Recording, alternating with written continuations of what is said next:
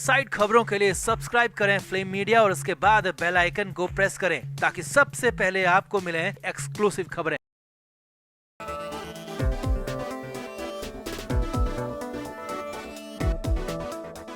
नवाब मलिक को लेकर बड़ी खबर है। नवाब मलिक को लेकर बहुत बड़ा अपडेट है और मलिक को राहत की उम्मीद नजर आने लगी थी। मलिक को राहत मिल भी गई थी, लेकिन जी हाँ, यहाँ पर भी लेकिन आ गया, क्योंकि राहत के साथ आफत भी बरस गई। जी हाँ, मलिक के मामले को सुनने के लिए सबसे बड़ी कोर्ट तैयार तो हो गई है, लेकिन साथ ही साथ तारीख अटक गई, जिसके बाद मलिक की खुशी पल भर में काफूर हो गई, क्योंकि कुछ ही देर में खुशी तो मिली, लेकिन फिर लग गया सबसे बड़ा झटका। तो क्या है पूरा अपडेट, अब क्या होगा आगे, नवाब मलिक की याचिका पर क्या होने वाला है, सब कुछ आपको बताते हैं, समझाते हैं। आप इस वीडियो को शेयर करें और कमेंट करके अपनी राय जरूर दें।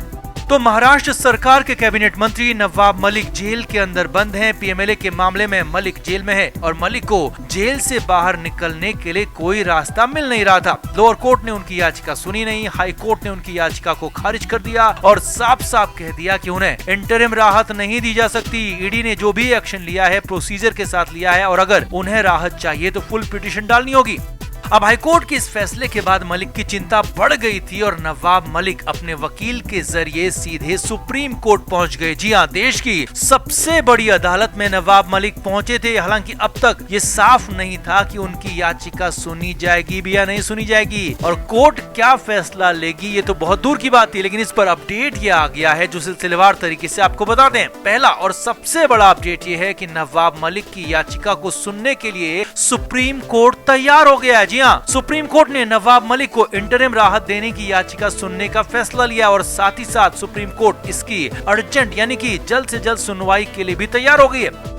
अब इसका मतलब ये हुआ कि जो मामला नवाब मलिक की तरफ से हाई कोर्ट में लगाया गया था और कहा गया था कि उनकी गिरफ्तारी अवैध है, उन पर पीएमएलए एक्ट लागू नहीं किया जा सकता और तुरंत ही उन्हें रिहा किया जाए, और हाई कोर्ट ने मलिक की इसी याचिका को खारिज कर दिया था। तो अब उसी मामले को, उसी याचिका को सुप्रीम कोर्ट ने सुनवाई की बात मान ली है। सुप्रीम कोर्ट तुरंत सुनवाई के लिए राजी हो गया। अब इससे मलिक और उनके वकील खासे खुश थे, लेकिन यहीं पर खुशी काफूर भी हो गई। जी हाँ, नवाब मलिक के मामले को अर्जेंट सुनने के लिए सुप्रीम कोर्ट तैयार तो है, लेकिन इसके लिए सुनवाई की तारीख तय नहीं है। जी हाँ, बहुत बड़ी बात आपको बता रहे हैं, यानी कि अभी कोर्ट ने इसकी तारीख तय नहीं की है, तारीख नहीं दी है, जो कि बड़ा झटका नवाब मलिक के लिए हो सकता है। और साथ ही साथ नवाब मलिक के वकील कपिल सिब्बल से सुप्रीम कोर्ट ने कागजात मांगे हैं और कहा है कि सारे के सारे कागजात मुहैया कराइए और उसके बाद ही सुनवाई हो सकती है। लेकिन ये सब कुछ कहने के बाद भी सुप्रीम कोर्ट ने नवाब मलिक को, उनके वकील सिब्बल को तारीख नहीं दी, यानी कि समय अभी भी नहीं दिया है। अब इसमें कागजात लाने में, जुटाने में कितना वक्त लगेगा और उसके बाद सुप्रीम कोर्ट कब तारीख देगी ये फिलहाल तय नहीं, लेकिन हाँ इतना जरूर है कि सुप्रीम कोर्ट इसमें सुनवाई के लिए तैयार हो गया।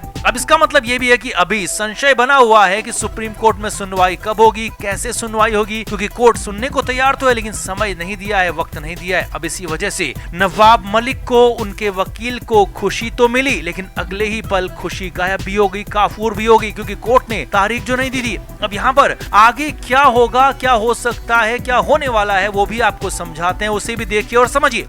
तो सुप्रीम कोर्ट मामले को सुनने को तैयार हो गया है, तो कुछ समय बाद तारीख और समय भी मिल जाएगा। हालांकि इसमें कितना वक्त लगेगा ये कह नहीं सकते, लेकिन हाँ ये जरूर है कि कोर्ट ने अर्जेंट बेसिस पर याचिका सुनने की बात कही है। तो जल्द से जल्द नवाब मलिक को लेकर सुप्रीम कोर्ट में सुनवाई होगी। हालांकि तारीख तय नहीं है। अब सुनवाई में क्या हो सकता है वो समझिए। तो नवाब मलिक ने अब सुप्रीम कोर्ट के लिए कपिल सिब्बल जैसे सीनियर वकील को हायर किया है और कपिल सिब्बल अपनी दलील कोर्ट में देंगे। और सबसे बड़ी दलील यही है कि पीएमएलए कानून 2005 में बनाया गया था और नवाब मलिक पर जो केस, जो आरोप लगाया गया है वो साल 2000 का है, यानी कि कानून बनने से पहले का। अब इस पर नवाब मलिक और उनके वकीलों का कहना है कि ये एक्ट यानी कि पीएमएलए एक्ट नवाब मलिक पर लगाया नहीं जा सकता, क्योंकि कथित अपराध 2005 से पहले का है, जबकि ईडी का और सरकारी वकील का कहना है कि साल 2000 के बाद से भी लगातार अपराध होता रहा, 2005 के बाद भी ये जारी रहा। और आरोप तो ये भी है कि लगातार आधार पर मनी लॉन्ड्रिंग होती रही, नवाब मलिक के जरिए इसे किया जाता रहा। अब लिहाजा मलिक पर केस बनता है और इसीलिए पुराना केस भी खोल दिया गया। ये ईडी ने दलील ली थी निचली कोर्ट में।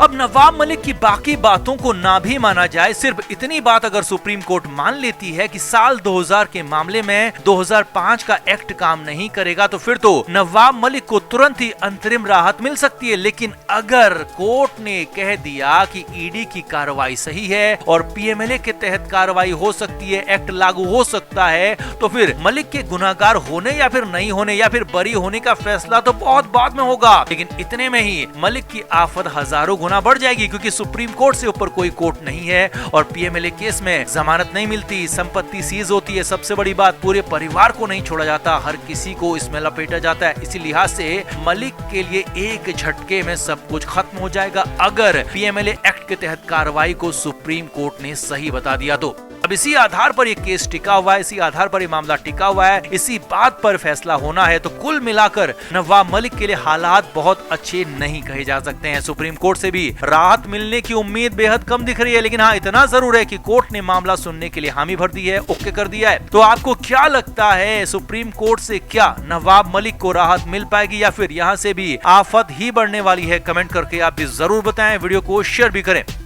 तो नवाब मलिक के हालात बेहद ही खराब हैं। हम लगातार आपको अपडेट्स दे रहे हैं। मलिक जेल के अंदर लंबे समय से बंद हैं, उनके जेल से बाहर निकलने की गुंजाइश दूर दूर तक नहीं दिख रही। अब ऐसे हालात में मलिक करें तो क्या करें, ये बात खुद उनको समझ नहीं आ रही, ना उनके परिवार को समझ आ रही है और ना ही उनके वकील इस बात को समझ पा रहे हैं कि ईडी के इस एक्शन का तोड़ क्या निकालें, कैसे निकालें, क्या करें कि नवाब मलिक जेल से बाहर आ जाए और फिर लड़ाई लड़ी जाए। अब इस पहली मुसीबत से ही नवाब मलिक और उनका परिवार पार नहीं पा पाया है कि अब दूसरी और इससे भी बड़ी आफत सामने खड़ी है, जो कि खुद नवाब मलिक के करीबी दोस्त, उनके साथ महाराष्ट्र कैबिनेट में शामिल छगन भुजबल ने बताई है। जी हाँ, महाराष्ट्र के मंत्री छगन भुजबल ने कुछ ऐसा कह दिया, ऐसा बता दिया, जिससे साफ हो गया कि अब मलिक के साथ आगे और भी बुरा होने वाला है। तो आपको सिलसिलेवार तरीके से बताते हैं, समझाते हैं। महाराष्ट्र सरकार में मंत्री छगन भुजबल औरंगाबाद पहुंचे और यहाँ उन्होंने ईडी को लेकर बात की, ईडी की कार्रवाई को लेकर बात की। छगन भुजबल ने कहा कि जिस कानून के तहत ईडी काम करती है, जिस कानून के तहत ईडी का एक्शन होता है, वो बेहद ही ज्यादा सख्त है, क्रूर है।